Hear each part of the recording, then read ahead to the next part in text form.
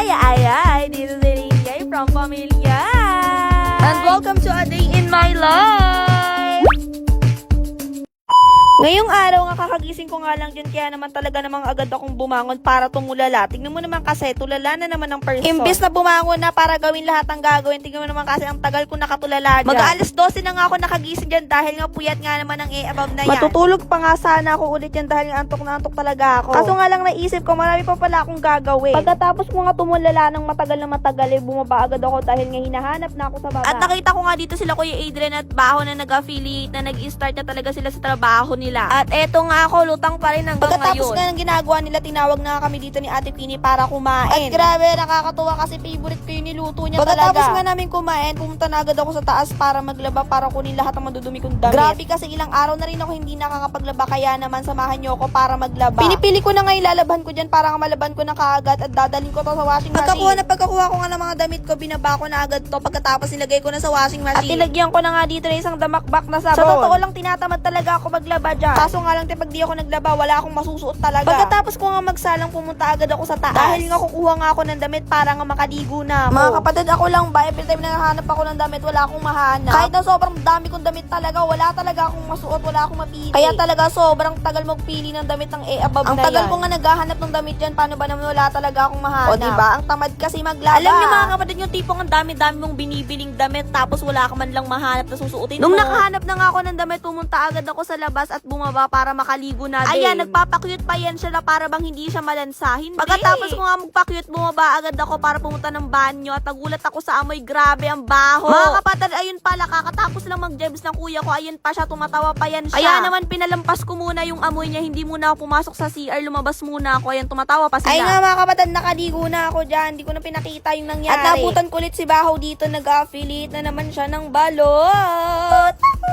At ayun nga mga kapatid, umakyat na ako sa taas. Para naman makapag-ayos na talaga. Ayan, may nilalagay na naman siya ng kung ano-ano sa mukha niya. Alam niyo mga kapatid, halos isang oras ako nag-aayos dito kasi nga ang dami ko talagang nilalagay sa mukha ko. Tingnan O, niyo diba, ang naman. daming kaartihan na para bang maganda siya. Huy, Ayun nga mga kapatid, sa wakas tapos na rin akong gumayak. At eto na, tingnan nyo naman kasi kung gaano kapangit pa din yung pagmumukha ko dyan. Hindi. Ayan na naman siya, nagpapakyut na naman siya, na para bang hindi mabaho yung hininga. Hindi. At ito nga mga kapatid, naubutan ko dito si Ate Queenie at ang sabi nga niya sa akin, i-blower daw niya aking Ayun nga buhok. mga kapatid, na-blower na ako dyan nila Ate Queenie at hindi ko na nga napakita na binoblower niya ako kasi ang bagal ko talagang kumilos. At ayun nga, tuyo na yung buhok ko dyan. Tingnan nyo naman kasi kung gaano ka-sweet yang si Ate Queenie namin. Na para bang nanay namin siya. Ayan nga, inaayusan ako ng buhok dyan ni Ate Queenie para nga daw masimulan ko na lahat ng dapat kong gawin, lahat ng trabaho ko, lahat ng affiliate na gagawin ko. Pagkatapos nga ako ayusan ni Ate Queenie ng buhok dyan, ay ginawa ko na lahat ng gagawin ko. At dahil nga pagtapos ko nga daw dito ay magsasangyup daw kami. At doon nga daw kami sa sangyup style ni Ate Ina. Kaya naman talaga masaya ang above na yan at Pagkatapos ko nga excited. matapos lahat ng affiliate ko, lahat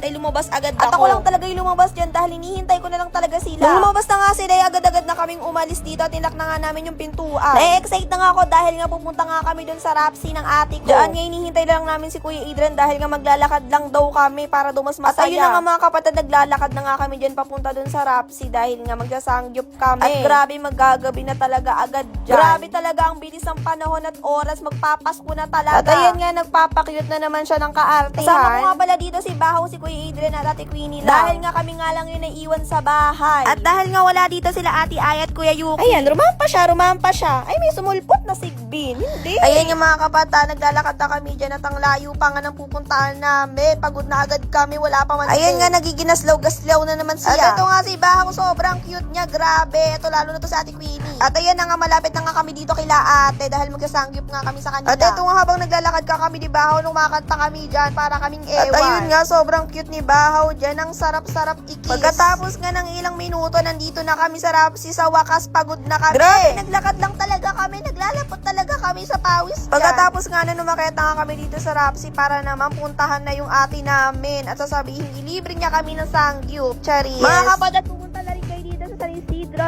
Papsi 199 Sangyup. Sigurado ako hindi kayo magsisisi pag kumain talaga kayo dito. At ayun nga, pumasok ka kami sa loob para makita si ate. Ayun mga kapatid, nandito nga yung ate ko at inasar-asar namin siya. Talaga nga naman napipiko na talaga siya dyan. Kasi nga buntis. Ganun ba talaga pag buntis? Ayun nga, pinipilit namin siya na 150 na lang sana yung sangyupsal. Kaso ayaw niya talagang pumayag. 199 lang daw talaga. Babawasan pa namin. Inaasar ko nga dito yung ate ko dahil nga pikon nga talaga siya. Pagkatapos nga na pinakain na niya kami dito at sabi bayaran daw namin, kakainin namin lahat. Mga kapatid, kung hindi pa kayo nakakapunta dito, tara na dito, magsangyup na tayo dito sa Isidro. Dahil nga bukod sa mura na, masarap pa!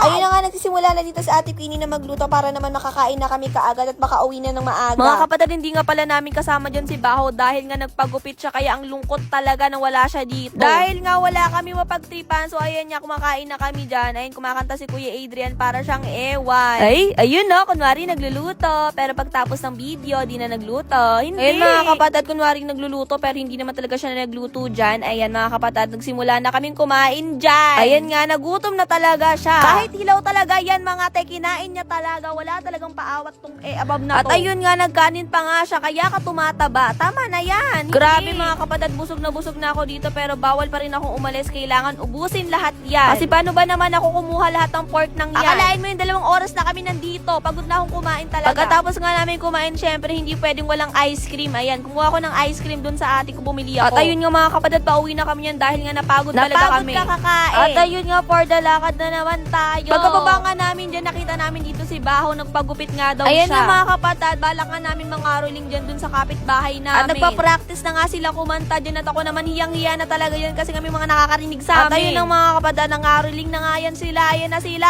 At hindi ko na nga na-videohan lahat ng pangyayari talaga. Dahil nga nalobat ako, kaya hanggang dito na lang. Goodbye!